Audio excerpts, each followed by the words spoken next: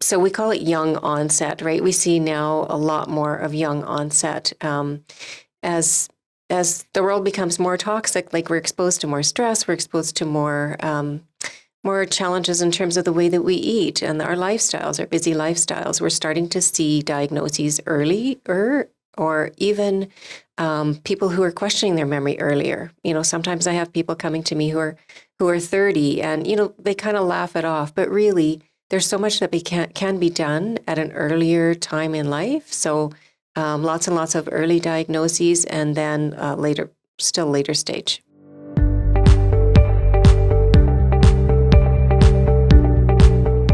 Welcome to Hear Me Out with Belinda.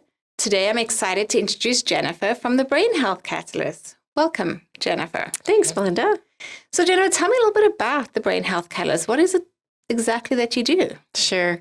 Well, I started off leading the Dementia Friendly Communities project to make Okotoks the first dementia friendly community in Alberta years ago. And really what I saw through that project was a huge need for seniors and others to see the hope that there is in the conversation of dementia. And it sounds a little odd to say that, but I came across a lot of people who would either have a diagnosis or be concerned about their memory and really not know where to go. So that's kind of where things started with me. And my goal is really just to offer hope to those who are impacted by memory challenges. Wow. There's a lot to unpack in that, I think, right? So I think let's start with Okotoks being a dementia-friendly community. Do you feel like, obviously in comparison to others, how do you think Okotoks does?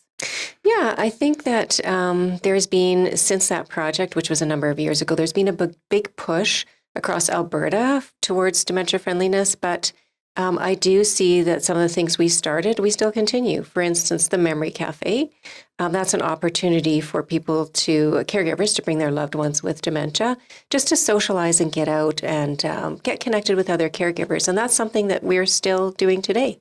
Wow. I think when you ask how's Okotoks doing, I feel like Okotoks is doing quite well. We had a lot of buy-in from, former town council and mayor, and I can see that on the rise now. The interest is there to continue. That's wonderful. So maybe we should go back to basics for any of our listeners that aren't sure. Like, what is dementia? Well, dementia really is, you start to see some decline in a number of different areas. They always say that one person with dementia is one person with dementia, right? So lumping everyone in together can be problematic. But you can start to see things like memory loss, loss of word, like difficulty finding words, challenges even with behavior as you move forward throughout the trajectory. So many things that you can start to see. And do you start seeing them in midlife, or is it person dependent, or like what is the... Yeah, that's the thing. So we call it young onset, right? We see now a lot more of young onset as the world becomes more toxic. Like we're exposed to more stress, we're exposed to more challenges in terms of the way that we eat and our lifestyles, our busy lifestyles. We're starting to see diagnoses earlier, or even people who are questioning their memory earlier. Sometimes I have people coming to me who are 30, and they kind of laugh it off, but really there's so much that can be done at an earlier time in life. So lots and lots of early diagnoses, and then later stage. Yeah. So if the early diagnosis, I think everybody has a bit of memory loss. We forget things like busy lives, like you go into a room and you forget possibly why you went there. So I think there's a part of that would be normal. But when would you say it would be time to be, maybe I should pay more attention to this, do you think? Oftentimes it's the caregivers, right? It's like the daughters and sons of their parents who are aging, and they start to see things that the parents are not necessarily noticing on their own. Oftentimes it's the spouses who are pointing out things, because to distinguish between normal memory, normal forgetting, and dementia, there's kind of two sides to it. So one side is like, you might jump into my parent has dementia, right? Yeah. Well, you have to kind of step back and go, what makes you think that? Is that normal forgetting, or is that something to really be addressed? If you're seeing your loved one repeating things you ask them or they ask you a question, and a few minutes later they're asking that same question, you might want to ask yourself what else is going on here. If they ask you that same question later in the day or the next day, may not be dementia, it may be normal memory loss. So something as simple as that. Certainly, if you see things like somebody having difficulty with their regular daily activities, getting dressed, etc., then that's definitely indicative of something you would see in later stages of dementia. Yeah, I have here Canada, so I do test hearing and fit hearing aids. So I do have a number of families that will come in where the children or the spouse is particularly concerned about, well, did they possibly not hear the question, or are they actually answering, the question incorrectly? So that is part of, and then obviously getting the hearing test result at least rules out one aspect of things. I think that's a really good point, is that oftentimes, and I've had, in fact, somebody come to me just yesterday, questioning the relationship between hearing and dementia. And certainly a lot of people who just socially isolate because they can't hear, social isolation is one of the risk factors for dementia. So you want to make sure that that in that hearing test that you're capturing, is it really true hearing loss that has them separate from their family members or from their usual activities. So I'm really pleased that you're actually one of the stopping points for people to recognize that there could be something going on, right? Absolutely, yeah. And I mean, we do a comprehensive exam, but I do also find the connection between dementia and hearing loss quite interesting. Yeah. I think we were just discussing earlier about, the Mel Robbins podcast and Dr. Sarah McKay, who's a neuroscientist, and all her work on dementia. And, that, as we said, 45% of dementia is actually preventable, 7% of that being treating your hearing loss. Yeah. So let's talk a little bit more about the other modifiable factors, right? What can people look for? What can people do to try and prevent, the dementia? Right.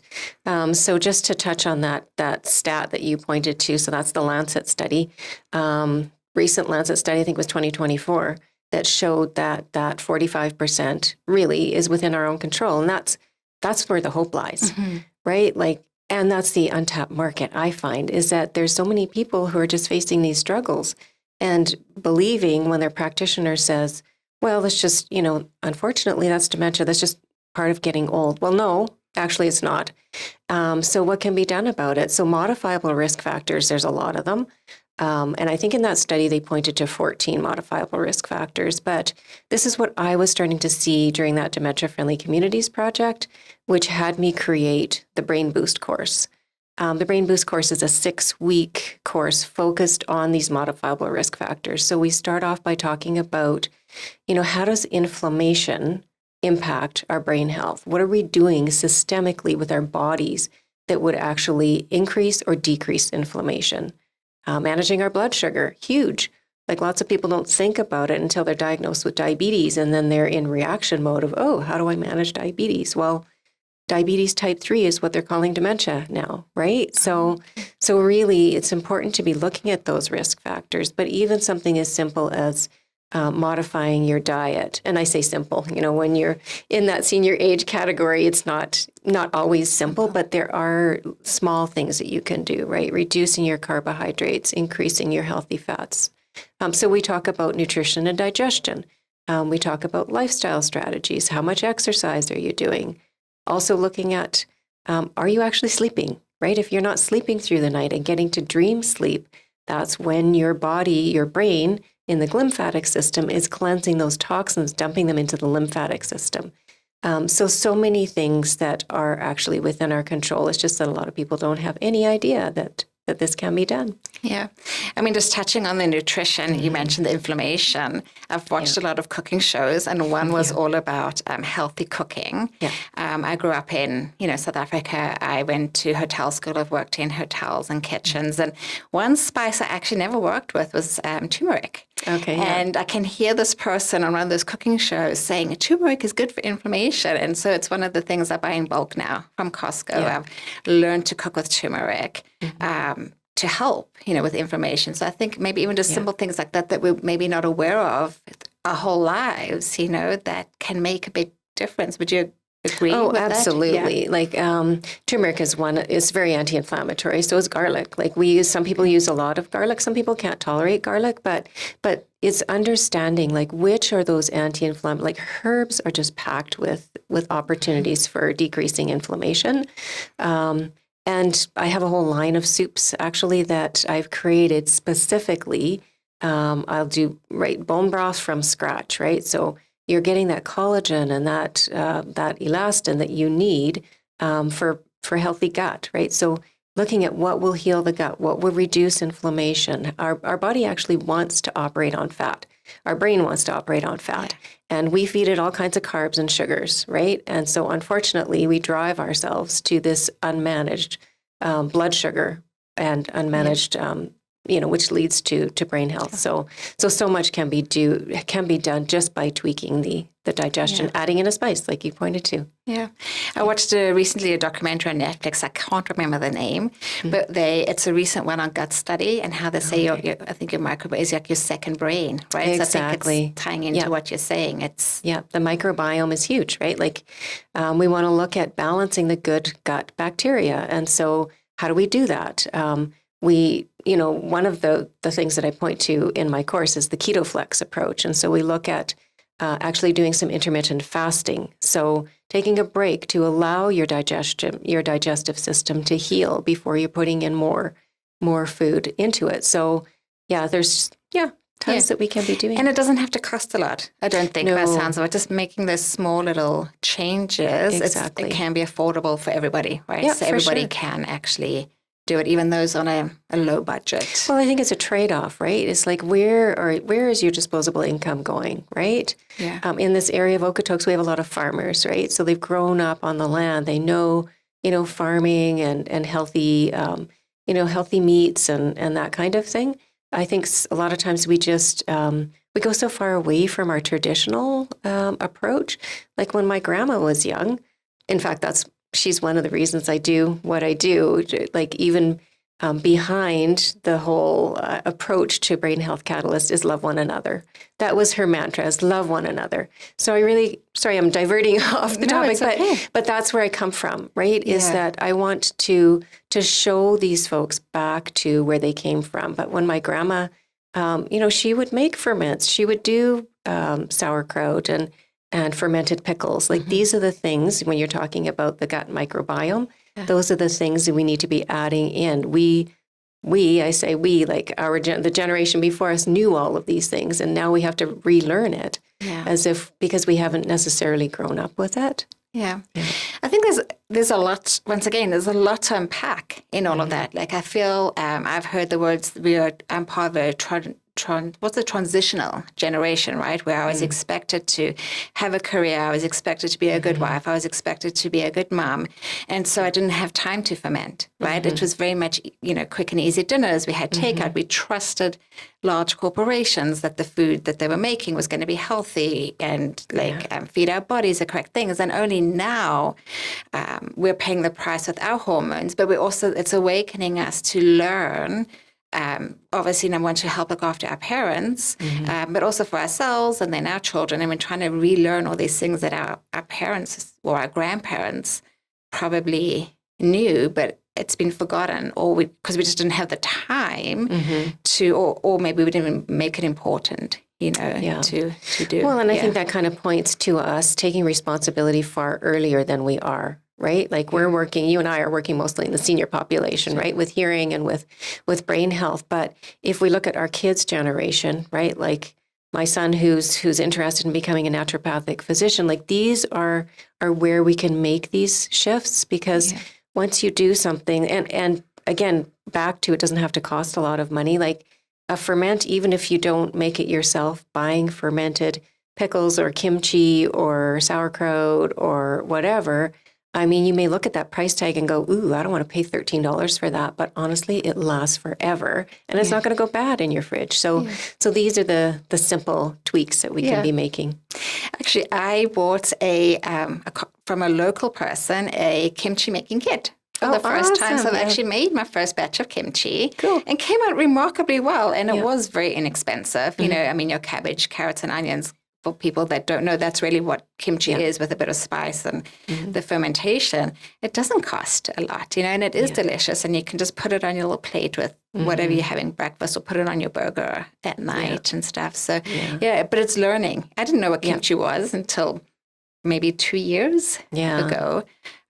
Before we move off the topic of nutrition, I want to mention broccoli sprouts, because this is one thing that's super easy to do yourself, to grow sprouts yourself. It just requires you just to rinse them in the morning, rinse them in the evening, and they are so packed with sulforaphane, which is the precursor to glutathione. I don't want to get all sciencey, but it really is a means of antioxidants, right? Like, we're looking at how do we get all the toxins out? That's detoxification. But what can we put in that is power-packed nutrition in our daily, and it doesn't have to be an expensive trip to the health food store, right? Just for pennies, you can have a whole handful of sprouts that's more effective than a supplement. So.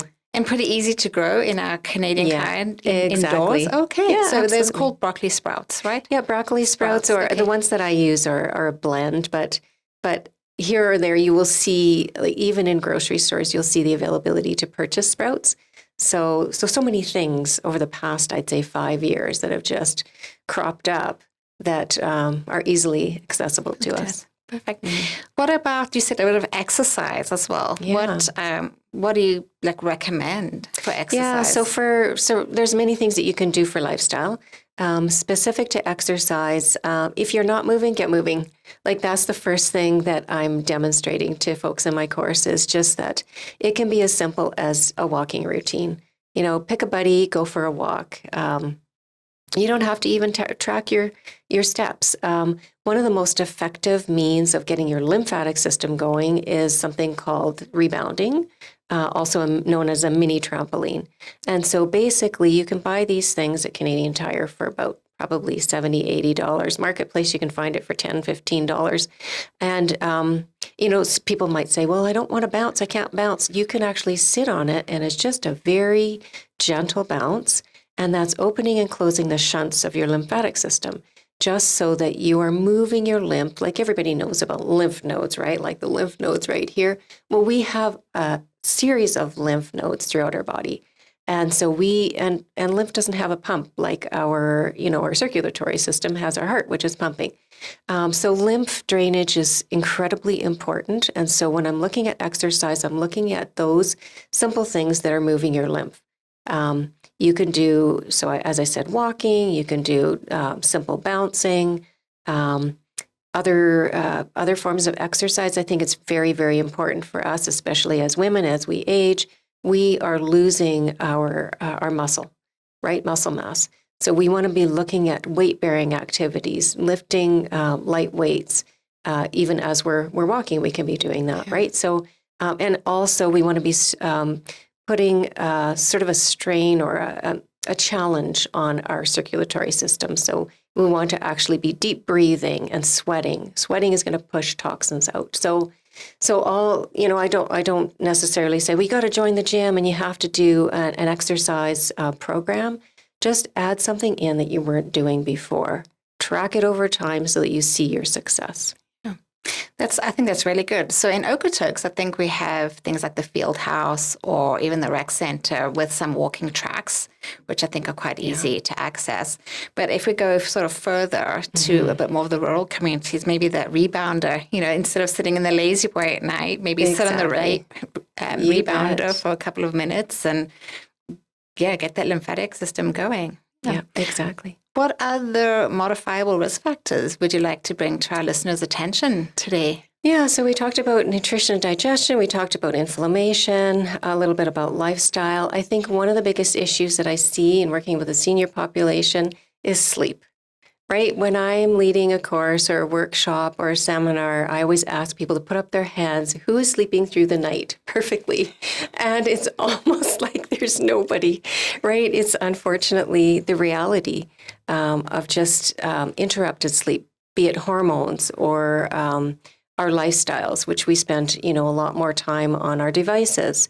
So it really is important for us to have a really good sleep schedule, right? So we want to be going to sleep, going to bed at the same time every day, doing a wind down routine, getting away from blue light, which maybe is not such a big deal with those in this target demographic, but honestly, probably most of us are on our devices too much.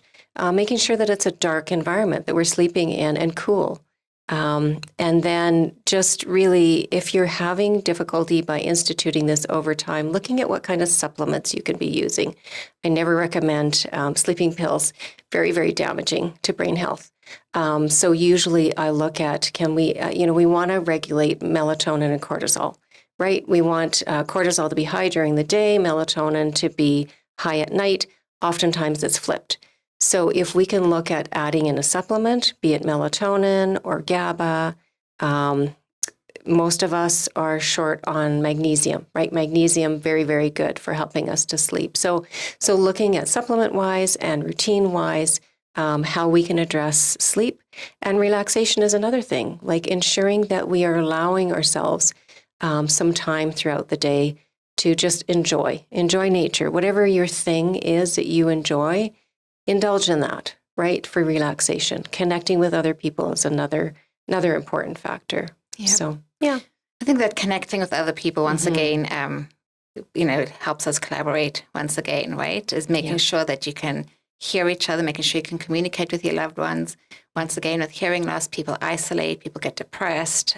So that's one of the first signs. And then I think that, there's that link once again. Yeah. So obviously staying in contact with people is very important. What about the Memory Cafe? Is that for people with dementia or maybe people that think that they have dementia? Tell me a little bit more about the Memory Cafes that you run. Yeah, so Memory Cafe was something that we created during the Dementia Friendly Communities project. And so it's been going now, I think, for 7 or 8 years. We have an amazing team of volunteers. And it's a really welcoming environment. So usually it's the caregiver, care partner, who's bringing their loved one with dementia or memory loss or memory challenges. Doesn't necessarily have to be a dementia diagnosis.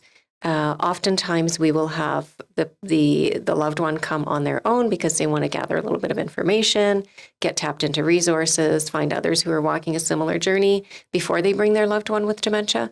It's an open, inclusive environment. Sometimes we will have guest speakers who will be talking about topics of interest, like how do you do your green sleeve, or what kind of activities can we be doing? What are the supports for caregivers? So it really is a great opportunity for those to bring, for care partners to bring their loved ones with dementia.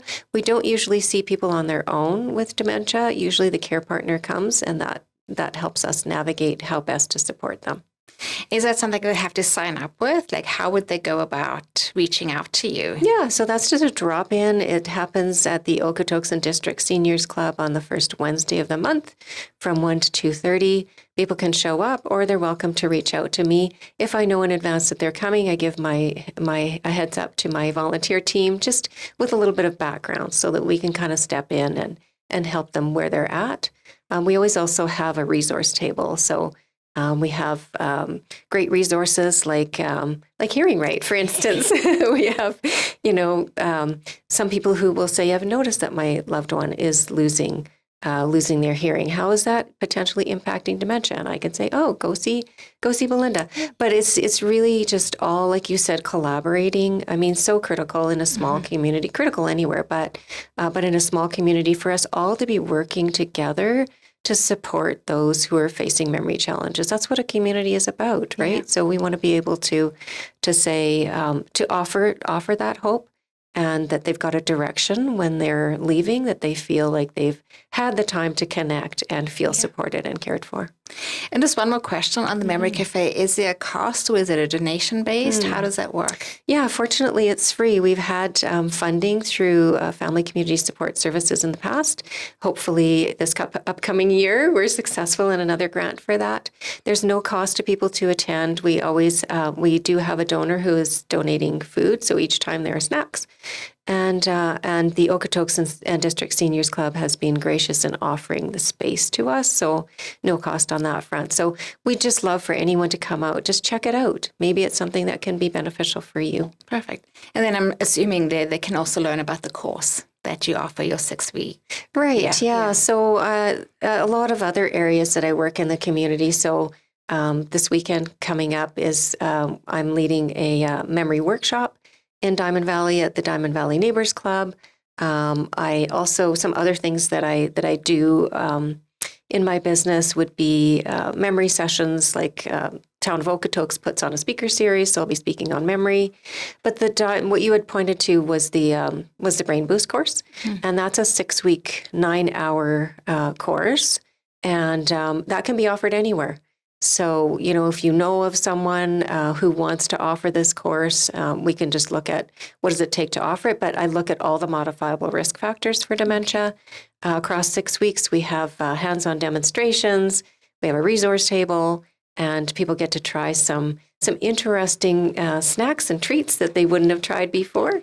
And it's really, I find people walking away just with a weight lifted off of their shoulders, because they can understand that there are things that they can do for their own brain health and not feel like they're completely reliant on their practitioner. Yeah, that's good. Is there anything else you wanted to tell our listeners or viewers on the Brain Health Catalyst or anything?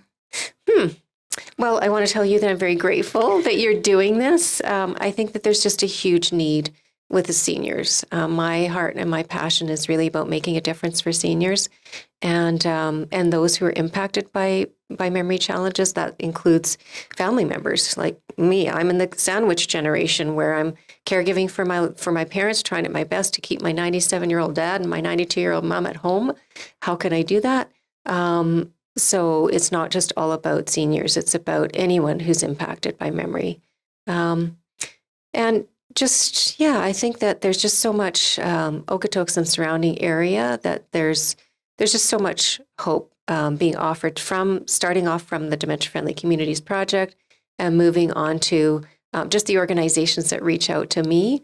And I also will support people one-on-one in doing consultations as well, those people who are interested. So, no, just thanks so much for the opportunity. I appreciate what you're doing, because I know every day you see people in your clinic that you are making a difference for, even if it's just offering them an ear to listen. Yeah, you're right. And you're welcome. And I think that's what it's about, right? We have a heart for helping people. Mm-hmm. That's part of why I'm doing the podcast now, is educational basis, right? So that people can, they can have a channel, just to, I say it's a real talk about your hearing health, right? And it's more than that, right? It connects to so many different aspects of our life.